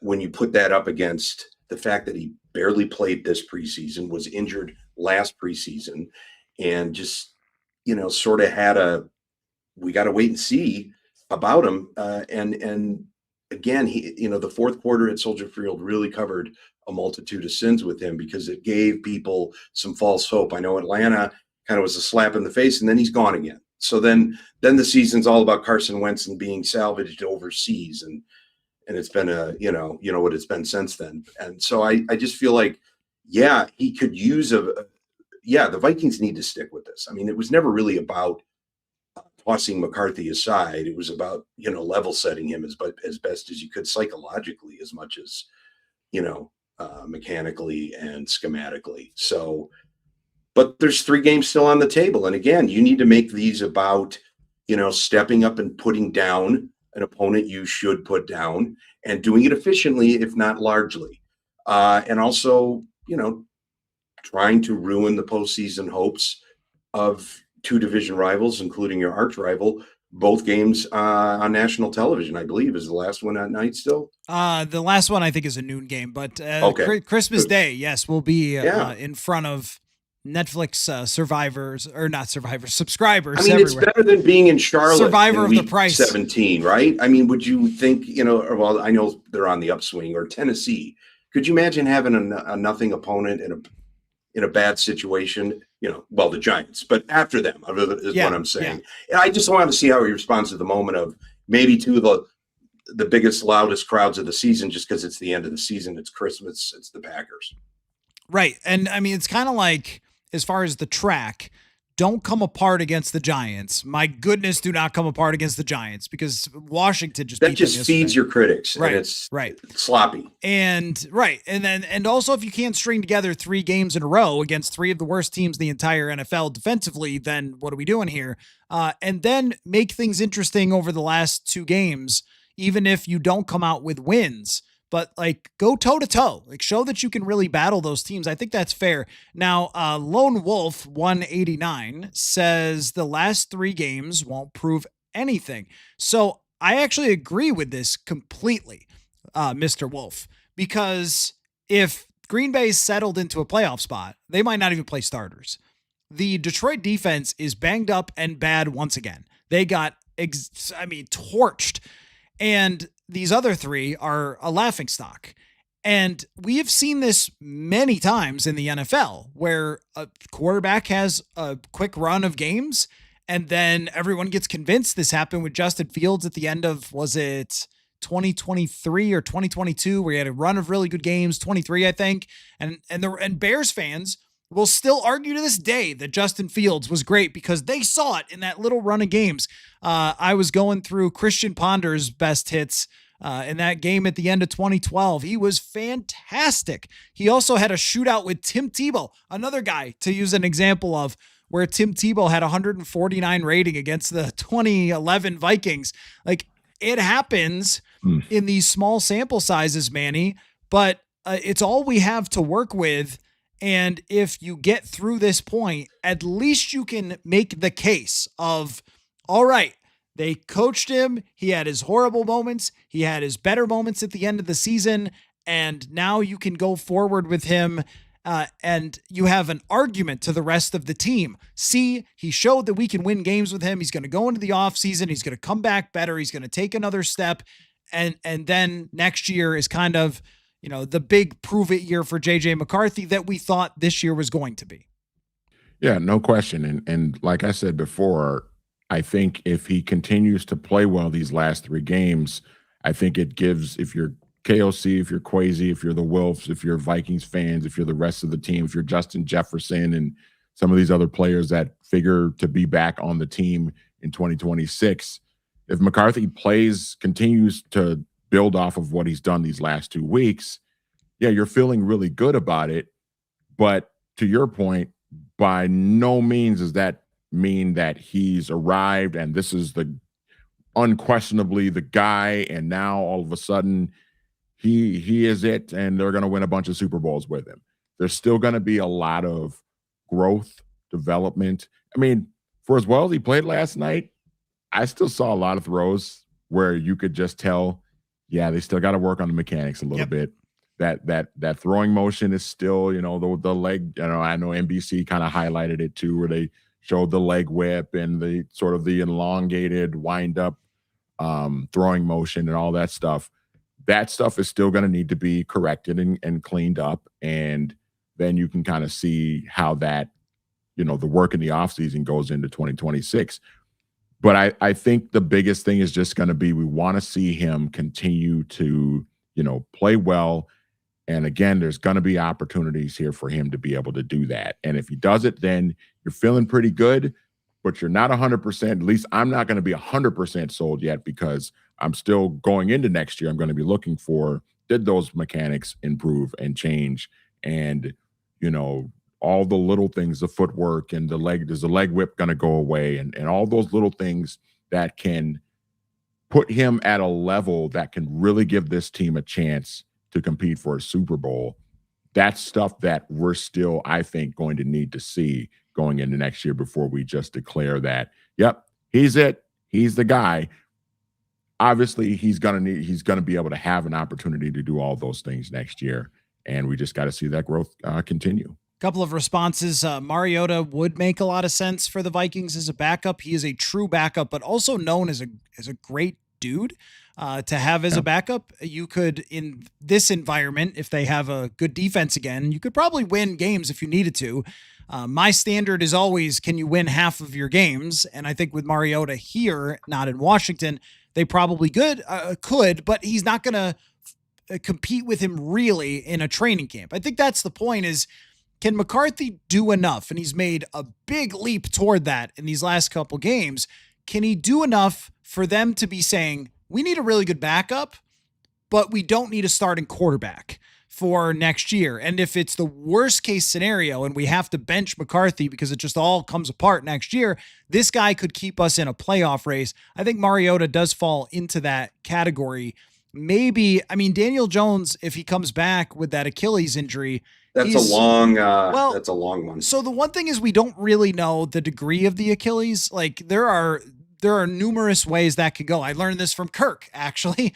There are numerous ways that could go. There's like the, oh my God, Achilles. Then there's more like the, ooh, that's pretty bad Achilles. And those are the only 2 options. But one of them is your career is threatened. And the other one is like, okay, that's not great for you, but you can come back. And at least the timeline that's being presented is that he could be ready by camp. So I'm thinking that it wasn't the full shredding, worst possible surgery. I'm not a doctor. Anyway. How much of that would factor in, like, with his age too, because he's still a relatively young guy. He's not, Kirk, it was a little different because he was older. But Daniel Jones is what, 28, 29, something like that. And the way he played, though, someone's starting him. Like, that's the thing, is that you're not bringing him here unless you feel like you need a starter. So if McCarthy goes, 2 touchdowns and 8 picks over the last 3 games, and they go 0-3, all of a sudden, then all right, you're looking for a starter. That's where you might have to make some sort of move. But I don't anticipate that happening. Although Sticks says, "Dear God, Matthew truly hates JJ McCarthy." I don't know where that interpretation comes from. Where does that possibly come from? Well, here's the thing. He's 42nd out of 44 in quarterback rating after 2 good games. That's not I hate. Don't think we can. That's fact. Don't think we can quite put the crown on his head just yet. When he's played two of the worst teams in the league, but I also think we could say that it does matter. And you know who else it matters to, fellas, is it matters to Kevin O'Connell, that he has gotten McCarthy to do a lot of the things that he talked about. One thing I've noticed, guys, is that, and there's an all 22 detail for you, Murph, is that you know what I'm talking about, right? With the all 22. I do, of course. Okay, Come on, I'm just guys. making sure. Just seemed unclear earlier. He is not doing the thing where he like hop, skips, and a jump up toward the line of scrimmage anymore. Like we saw that a few times where he just all like ran himself into hits, took way too many jumps and hitches. I've seen a lot of gains in terms of the decisions, even the mechanics. Some of the big errors that he was making have not been made. What do we make though of, some of the things that O'Connell has said about JJ McCarthy and just the way that he's navigated this entire thing this year, Murph, now to get to this point, to still have a door open to potentially end up with a winning record, which would be kind of, a miracle considering where they were at 4-8. But you know what? I don't want to put a crown on his head for beating Washington and Dallas either. So where are you at with O'Connell and the O'Connell-McCarthy dynamic? Oh, not 9-8 never felt so great, right? Like that was the vibe walking out of there last night. Like, yeah, I guess that's great, but he needs to respond because the crowd's going to be there both days. It's kind of like that. This is like the referendum, right? The last two home games. So I think he'll navigate it fine. I think what's been interesting is I like the fact that he's poked and prodded at him a little bit and not, I know there's a little bit of dust up here about this celebration. I'm not terribly offended. Maybe he could have waited till he got over the goal line. But beyond that, I just feel like he's trying to explain to people, he's trying to provide them some cover, with using all the technical stuff. And I think it was somewhat educational, somewhat protective, somewhat hollow when he was struggling so bad, and it's like, what, you're stripping this down to everything. How did this slip through? How did you put so much on the line? Knowing he was coming out of an off season after never playing, it just felt like, they overestimated it. And that was a really dangerous place to be where the vibe was a couple of weeks ago. So they need to preserve that, build on that. And again, don't have the letdown game. As you said, be competitive at home. Sticks says that it was in reference to me saying he can't prove himself in the last 3 games. It's just, look, everything that we do here, this is why Manny, he can't prove, but he can shape what people think of him. No, that's for sure. But in terms of like, hey, he's a great quarterback now because he plays well in the last 3 games. No, because everything we do, this is why Manny and I are such good friends.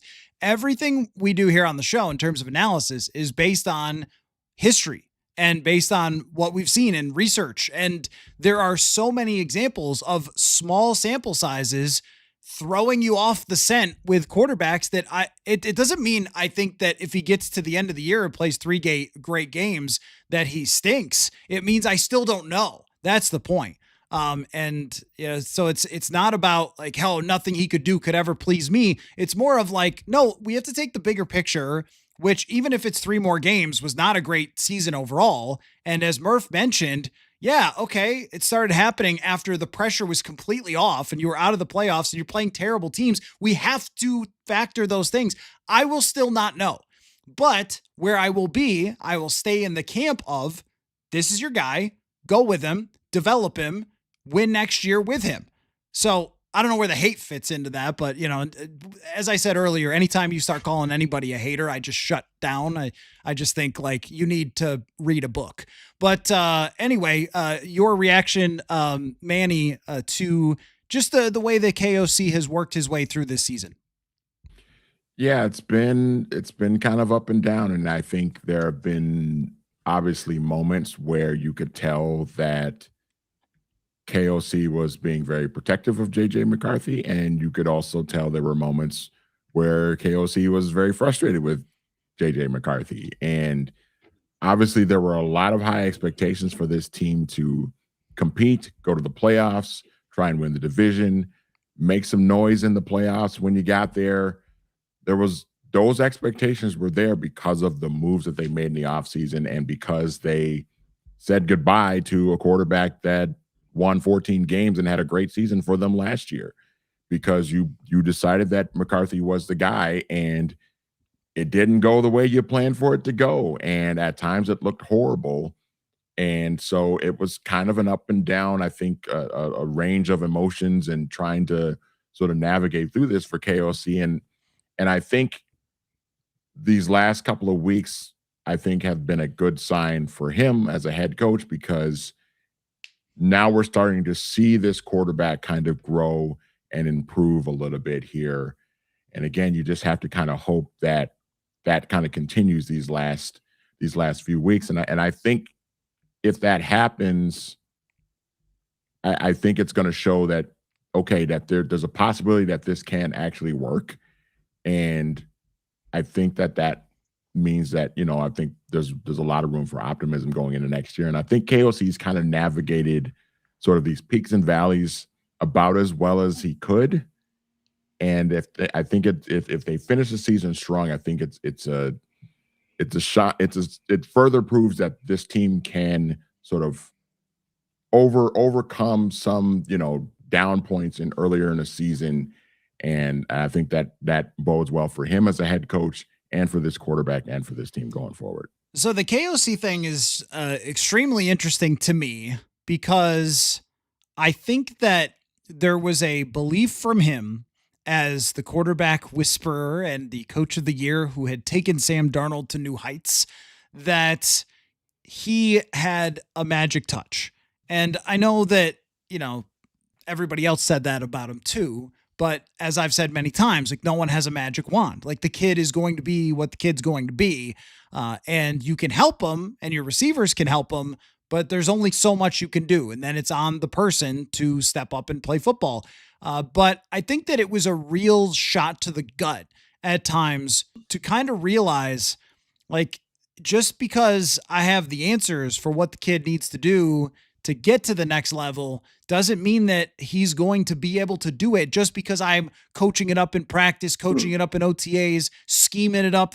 I also think that it's probably been difficult for him to know that some of this stuff works really, really well when it's executed. I mean, we saw it last year, the downfield passing, which was successful yesterday, but when you could Deep tell downfield passing. Yes. Well, you could tell that the angst in his soul when he was describing the crossing route where Jefferson's wide open and McCarthy overthrows him. Like, you imagine KOC wanting to climb to the top to AT&T Jerry Dome Stadium and jump off after watching that. Just like, I've had enough. I drew up this incredible play versus this defense. And I think he's had to sort of come to terms with, like, at this point in JJ McCarthy's career, he has to play a certain way for them to win enough games for everybody to say, all right, that was bad, but it wasn't as bad as it looked, and on to next year. And then, you're trying to implement more parts of the offense. That was, as, these last 2 weeks, as basic as you can kind of do it. Big personnel, play actions, hey, chuck it deep or check it down, like that kind of thing. And I guess you could argue that, he should have been doing that from the very beginning. But I think that when you saw training camp and when you saw OTAs, it seemed like McCarthy was ready to do that. Then it turns out that he's kind of not ready to do it. And you have to, adapt some of that stuff on the fly. And I think that's been really hard for him to work his way through. Also, but the other thing is too, when you get to 4-8, I mean, you're talking about, like, is my situation in jeopardy here when you get to 4-8? And these last 2 weeks, I think, have taken a lot of pressure off of him. And also they have been at least enough proof of, all right, you can dial it back. You can take it down a notch. You can kind of work to what he can do right now. I guess the question for me, Murph, though, is, like, going into next season, how is he going to approach that? Because you can't just play like this all the time. Hey, sure, we got to hit 5, deep shots and then check down and then run the rest of the time in order to win. That's not really going to beat Jordan Love, Jared Goff, and Caleb Williams next year. Well, you're going to have to carve out specific things that he needs to improve on. Game management, getting the plays in. That seems to be going a lot smoother now. His offensive line is blocked really well for him. And he's responding to things and not, he doesn't look like he's running into sacks or leaning into danger. These are growth signs. And I just feel like, as we get through these 2 games and through the offseason, maybe carve out what mechanically do we need to do? What do we need to work out in the meeting room so you can kind of connect the dots on what I'm trying to do or trying options I'm trying to give you in these kinds of situations? And what do you do if everything else fails and that's not possible? Those kinds, that you can work on. I don't know how to organize football camps, but just, this is just call it what it is. This is his true learning season. We got robbed of that because he got hurt again a couple times. And these kind of games could have been weeks 2 through 5. Like I said, you're doing different things in Europe. You're not doing triage in Europe, and you're not, you're just dealing with a lot of different issues, and Wentz and Brosmer, and then the wheels came off. But at least, and I give him credit, KOC specifically, for keeping the defense to have buy-in. I mean, they played well too. They've stepped up. It would have been a lot easier for them to check out as a unit. The offense had splaining to do, so that you knew they were going to step up, and McCarthy was going to have to answer. The offensive line has answered. So, but at least they've stayed engaged and made it it's pride. And again, spoiler roll, it's not great, but there are stakes and it's home crowd, and the thing that's dangerous going into an off season, of course, is you take the last 4 weeks with no stakes other than looking good going into going into the off season and think, well, that's going to solve everything and it's going to be plug and play again in September. And I think maybe because, KOC kind of gave us that prepackaged, hey, don't worry about it. He didn't need to beat anybody out. He inherited the job. He got hurt. He gets it. It's him. And then it blew up. So like maybe he can just temper it and say, we're going to be basic. Might not be great for media coverage. Sorry, guys, but it might be a little more. We're not sure what we have yet. They'll come up with something in the off season to say he's done all these things that have made him better, but just, let it play out a little more organically as opposed to, setting up the narrative right away, Yeah, I mean, I think that there's the way I would put it is there's degrees to everything that these last 3 games can impact. There's degrees to which Kevin O'Connell feels like he could start putting the full offense in, because you use the word triage like that. That's how I would describe the last 2 weeks. I mean, really going back to the Chicago game with McCarthy, of just trying to pare it down as much as he can and get him to get some confidence, get on point, move the ball enough, hit some explosives, that kind of thing. You can't play a 17-game season of just having your quarterback play like this. You just can't. Like they're too good. The NFL's too good. You can't just sort of window dressing play actions and, a couple of screens and things like that, and then hope for checkdowns or deep shots. Actually, it's sort of like what Philadelphia's offense is, which is not good enough when push comes to shove so many times. I want to get to a couple other things, but Mr. Hill, I want you to answer the FanDuel question of the day, which is the Vikings open as 2.5-point favorites in New York. What needs to happen for a victory over the very poor Giants to impress you? What does it need to look like to say, you know what? That was pretty good. I'm kind of envisioning what week 1 against the Giants looked like last year. Yeah. I think something like that where, it's not a massive explosion on offense, but the quarterback does a good job of kind of controlling things. They get enough points on the board. The defense plays really well, and they just dominate and go in and don't screw. Like, to me, it's like, don't screw around. Don't have this thing be, 17-14 in the fourth quarter, and you're trying to hope that Jackson Dart or Jameis Winston or whoever's playing quarterback for the Giants right now. Honestly, I haven't really been paying a lot of attention to the Giants. I haven't had a real reason to. But don't find yourself in that sort of a situation. Just go into that and have a game similar to what you had against Washington 2 weeks ago. Not saying shut them out, but dominate that game to the point where, you're handing the ball off in the fourth quarter, and, you've seen what you need to see out of JJ McCarthy for 3.5 quarters or however long it is. and you feel really good, and you're in complete control of that game from start to finish. That's kind of what I'm looking for.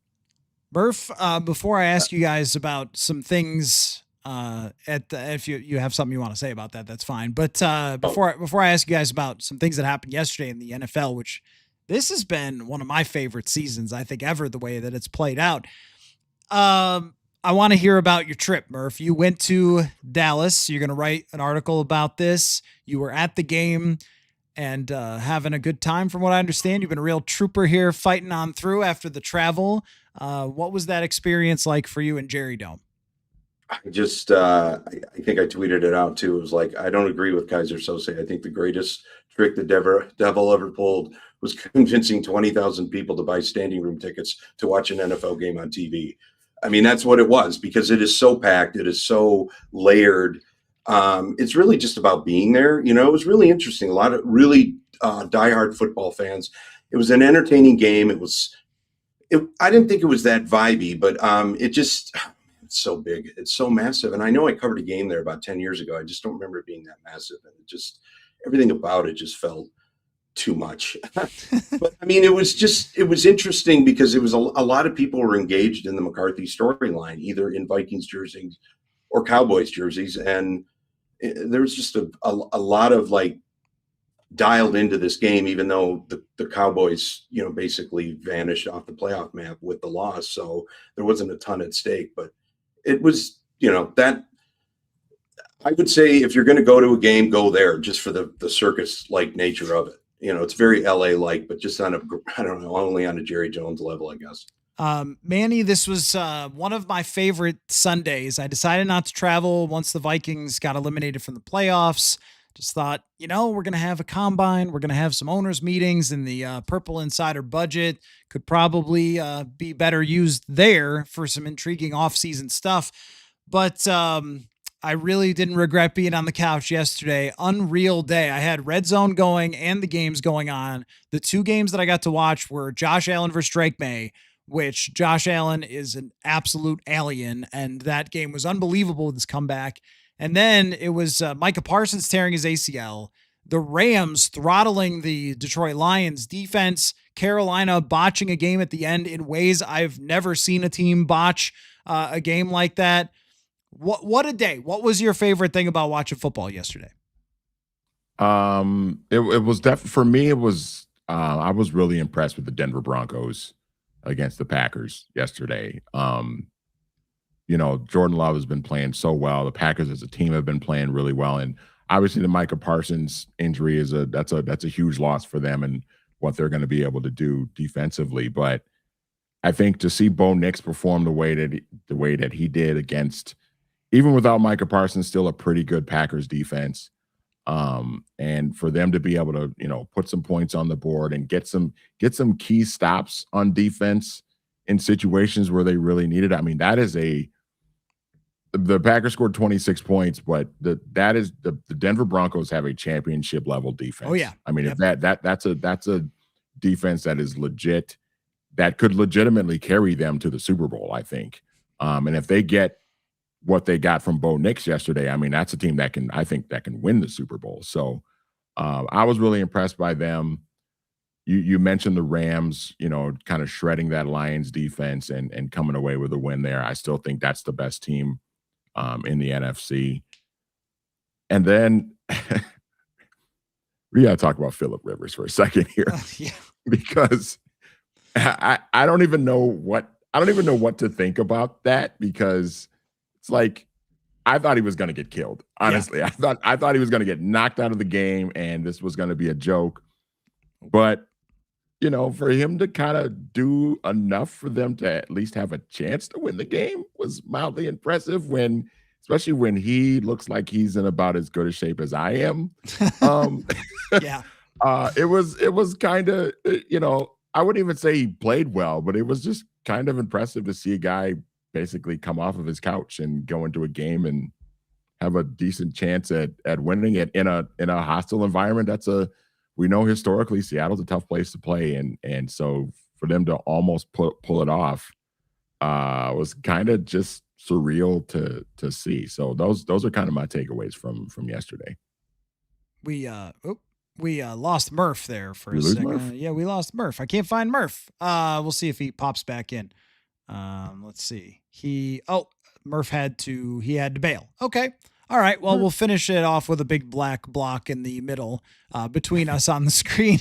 Understandable though that he had to run there. But just to finish your point about Phillip Rivers, I mean, Riley Leonard might have been a better choice, but that was also a defense that had murdered Max Brosmer, and I'm sure that factored in to the decision there. I mean, Indy played their butts off. They played like crazy. But when I saw him in the uniform and everything, I was like, this is not right. Matt Ryan told a great story. There's a podcast they have, CBS Football has, with like Steve Smith, a couple other people. And he talked about he's really good friends with Matthew Stafford, and they were on vacation with their families together, and Stafford needed to get some throws in. So he's like, hey, come throw with me.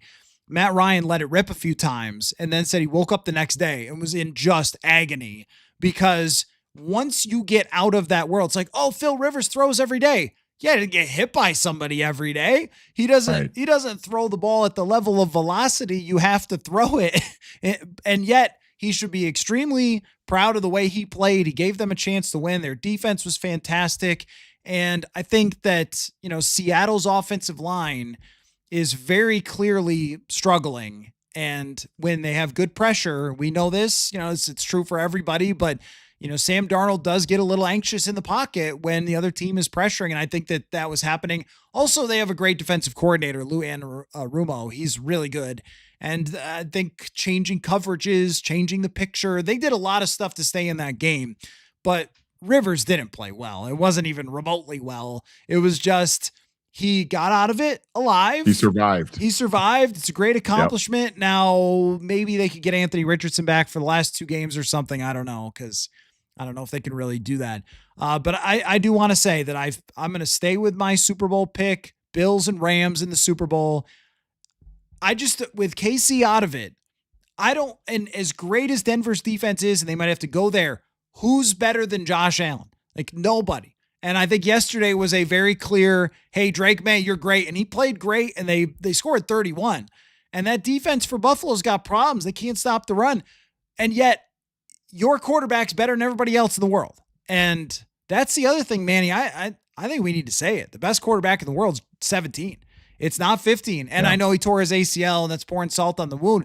Mahomes hasn't been the best quarterback in the world probably in 3 years. It's been Josh Allen or Lamar Jackson last year, and maybe the year before that. But to me, this reminds me of Peyton Manning.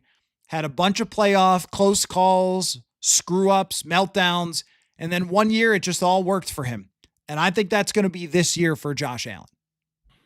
Yeah, I've been saying it the last couple of years now with the Buffalo Bills, is like, at some point with a quarterback this great, it's at some point, one of these years, it's just got to be your year where everything sort of comes together for you at the right time. And it might be, maybe it is in some sort of unorthodox way, like Peyton Manning's Super Bowl run with the Colts was that year, where it was the defense, a defense that was really bad. Remember that Jaguars game, like late in the year, where they ran for like almost 400 yards, and everybody's like, oh, the Colts defense, how are they going to do this? They can't stop a nosebleed and all this other stuff. And then it ended up being the Colts defense that kind of carried them through that playoff run, at least that game, that second round game in Baltimore. And then they got some stops in the AFC title game to come back and win that game. And going up against Rex Grossman in the Super Bowl kind of can help you out too. But, it feels like if the Bills are going to do it, this is kind of the opportunity. And, again, New England's had a great year. Denver's a really good team. I think the Chargers are pretty good. Baltimore, if they can get in, can maybe be a factor. But, this does feel like if the Bills are ever going to do this, you don't have Mahomes blocking you now. If they're going to do it, this is as good a chance, as good an opportunity as ever for them to get it done. So, yeah, I'm with you. This is a great chance for them, and this might actually be the year where it all comes together. Or this could just be the dumbest playoffs and we end up with Jaguars Bucks in the Super Bowl or something. Roger would never allow it, but I feel like this is a very strange year in the NFL. But Lamar Jackson had some moments yesterday where he looked a little bit more healthy. Their defense played well against Cincinnati. I mean, I wouldn't even completely count them out. What's going on in Monday Night Football right now? Pittsburgh's down 3-0. Ugh. That team's, Yuck. I mean, Baltimore makes that. Then all of a sudden you're like, ooh, things are a little bit more intriguing there. So this is, you and I talk about different seasons that shaped our lives growing up, 94, 98, different years where you just remember so many things that happened in those seasons. I feel like this is one of those years. How many teams are just really good, but we're not sure? I feel like the Rams are the only team that top to bottom could make an argument for being near perfect. And then Devontae Adams gets banged up and you're like, oh, but what happens if he's not 100%? Denver, you're not sold still on the quarterback, but man, as he wins more and more and more and plays better and better, like you get more sold on that idea. And Trevor Lawrence is turning a corner with that offense, which looks really dangerous with Jacoby Myers now in there. And they stopped, once. It's unfortunate, but like once their two receivers went out that they were trying to force the ball to all the time, Travis Hunter being one of them, they played a lot better. And their defense is unreal. Drake May certainly made his case yesterday going toe-to-toe. The Chargers I'm not as sold on, but the Bills are a 6 seed. They could win the Super Bowl from the 6 seed. And would you be shocked if the Texans went through the playoffs with that defense? I mean, there's an argument for almost everybody. Chicago has certainly stepped up recently. Philly is the one you feel like just cannot get through the postseason. Tampa Bay probably can't. Seattle probably can't, but this Thursday they play the Rams. And if they beat the Rams, it's going to be a whole different conversation about Sam Darnold in Seattle. So there's so much competition left to go, which makes me feel like sad that we're not covering it, that I'm not in one of these cities, because the drama is just absolutely fantastic. Yeah, it's kind of like I look back and, quarterback aside, it's like, man, if the Vikings could have had a year this year like they had last year and they were right in the mix of these NFC seedings of the playoffs and everything, how intriguing would this actually be? Because even when you look at last year, the Vikings had a great season last year, but yeah, even if they had gotten past the Rams in that wild card game, it's like they're probably going to Philadelphia, and that probably wouldn't have gone very well for them because the Eagles were just last year just so much better than really everybody else, maybe except the Rams. I mean, the Rams really kind of pushed them, but and Detroit was just so banged up on defense. But this year, it's kind of, the Rams are kind of that team in the NFC, but everybody else feels like, man, if you get in, you got a shot to maybe go win a game or two and get to the NFC title game. And then maybe if you're matched up with the Rams on any given Sunday afternoon in Los Angeles, something might flip your way and you might end up being in the Super Bowl if you're like the Chicago Bears, if Caleb Williams plays really well, or Seattle if Sam Darnold gets hot. So yeah, I mean, I think in both conferences, I think we're going to see a lot of really intriguing matchups and a lot of like fun.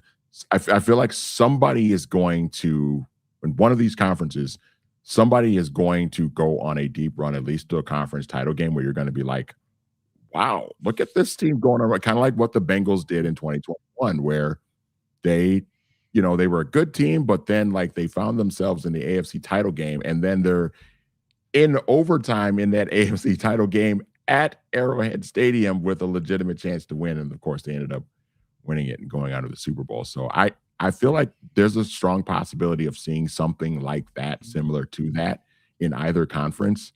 And I'm excited, man, as things heat up here these last couple of weeks. This is going to be fun. As Bart Scott once said, can't wait.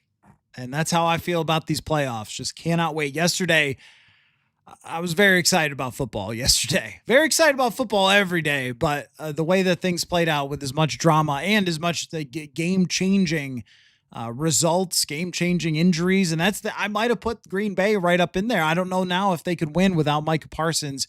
He makes such a difference. But Denver does have a feel of a Philadelphia. You know, if they have home field advantage and you got to go there, and you know Knicks is playing well. Like there's so many teams you could make a good case for.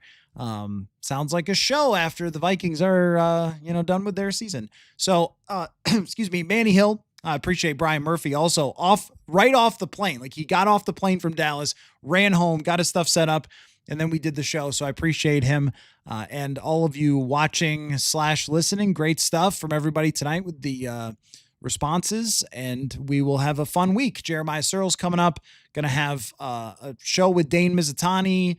Emily Leiker from the Minnesota Star Tribune is going to pop in. So, you know, a lot of different opinions and thoughts on the show this week. So thank you again, Manny. I will see you on Thursday night to pick the schedule, which is 3 more games. But what a journey that's been. So thank you, sir. And we'll talk to y'all later. Football.